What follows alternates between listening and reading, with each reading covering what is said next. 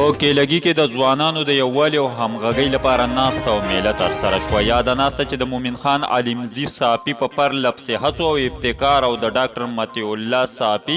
سمیع الله جواد شینواری، ډاکټر محمد اشرف رحیمي، عبدالقدیر صافي، نور حبیب مجروح، استاد یعقوب عزت الله روشن او ځینې نورو ځوانانو په فزیکي همکارۍ او د فرمان الله صافي، محمد سلیم مصلح، بشیر خان ولیزي، پردیس علیخیل، روح الله روحاني او ادریس شیرزاد په فکري ملتیا او د ټولو ګډونوالو په مالي لګښت ترسره شوه. دوه برخې درلودې چې لومړۍ برخه کې د ملګرتیا په فضا کې میله او تفریح او دویمه مرحله کې د ځوانانو ترمنځ پر متحدوالي او یووالي خبرې وشوې. د ناستې ویان سمیع الله جواد شینواری و چې میلمنو ته یې ښه راغلاست وویل او په ځینې موضوعاتو یې خبرې وکړې. وروسته قاري صاحب هدایت الله د الهي کتاب یعنی قرآن کریم په تلاوت د مجلس پیل وکړ. د تلاوت وروسته د غونډې د اجنډا او اهدافو د بیان لپاره مومن خان علمزي صافي وغوښتل شو. نوموړي د غونډې اجنډا ځوانانو ته بیان کړه او زیاته یې کړه چې نننۍ ناسته او میله په لاندې اهدافو د تعهد او توافق لپاره ترسره شوې ده.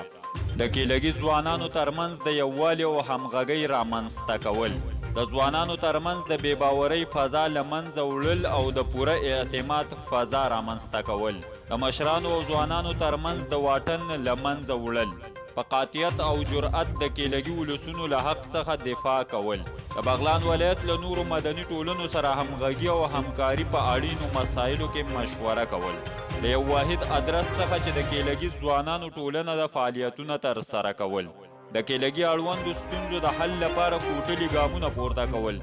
نوموړي د دې ترڅنګ په ځینو نورو مسایلو هم خبرې وکړې. له مومن خان صافي څخه وروسته قاري صاحب هدایت الله مشفق د وینا لپاره وغوښتل شو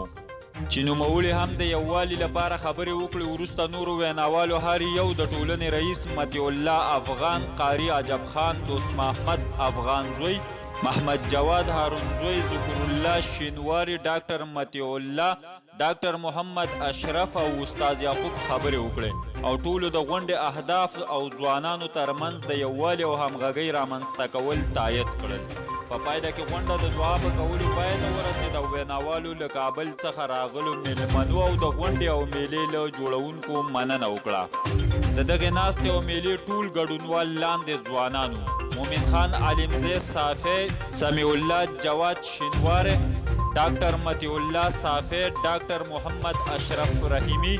عبدالله وقار شینواری، استاد ګل محمد صافي، استاد علي ګل همت، نور حبیب مجروح، دوست محمد افغان زوی، عبدالقدیر صافي، دیان شینواری، ظهور الله شینواری، مطیع الله افغان، استاد یعقوب شینواری، جواد هارون زوی، محمد ضیا صافي، ډاکټر نصرت الله، عبدالمتین علیخیل، غفار، حمید الله همت، علي ګل، هوس خان او له کابل څخه راغلي ځوانان: عزت الله روشن، سلیم صافي، هدایت الله مشفق، عجب خان، احمد زی تسل، عمران همدرد او ولی جان ارماني وو. تر بیا ښې چارې له دعاګانو مو مه هېروئ.